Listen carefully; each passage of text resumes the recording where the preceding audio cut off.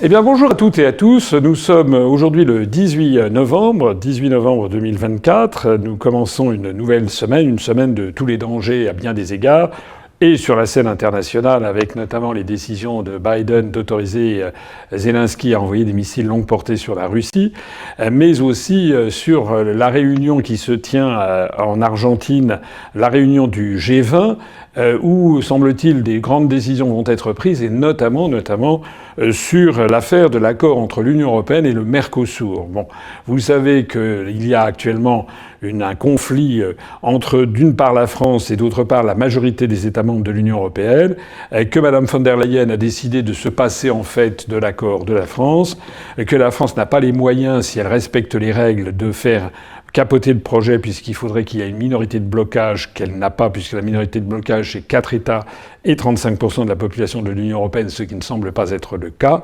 Et donc on est devant cette situation qui met en colère, à juste titre d'ailleurs, l'ensemble des agriculteurs français et tout spécialement les agriculteurs familiaux, mais aussi un certain nombre d'agriculteurs dans d'autres pays, notamment en Pologne, en Italie. Mais on voit bien que, en fait, la construction européenne, eh bien, elle est en train d'achever le travail, si j'ose dire, c'est-à-dire de donner tout le pouvoir aux grands fonds de pension, aux grands fonds d'investissement, notamment anglo-saxons, au détriment notamment de l'agriculture de la France, qui non seulement représente des centaines de milliers d'emplois, mais c'est même notre chair, notre sang, puisque c'est l'identité de la France qui est en cause. Alors j'ai le plaisir d'inviter aujourd'hui quelqu'un que vous connaissez, puisque je l'avais déjà invité en février. C'est Sébastien Béraud, qui est agriculteur en Haute-Loire et qui avait défrayé, on peut dire, la chronique lorsqu'il avait été interrogé, je crois que c'était sur CNews, où il avait dit que la seule solution qui s'offrait finalement aux agriculteurs, c'était de sortir de l'Union européenne, de l'euro et de l'OTAN. Mais alors, s'ils ont solution, quelle est l'issue du mouvement? Je vais vous la donner. C'est comme ça que ça va se terminer. Démission du gouvernement Macron et sortie de l'Europe.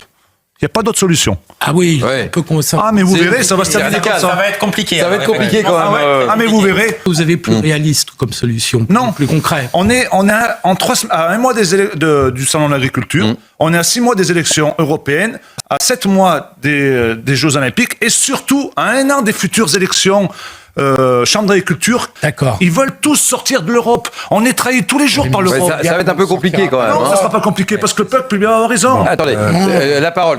Voilà, je crois que vous n'avez jamais été... Bonjour d'abord Sébastien Béraud, comment allez-vous? Bonjour. Ça pourrait mieux aller parce que c'est la colère, on est dans le marasme, rien n'est réglé, on en est au même point qu'en février que les années antérieures.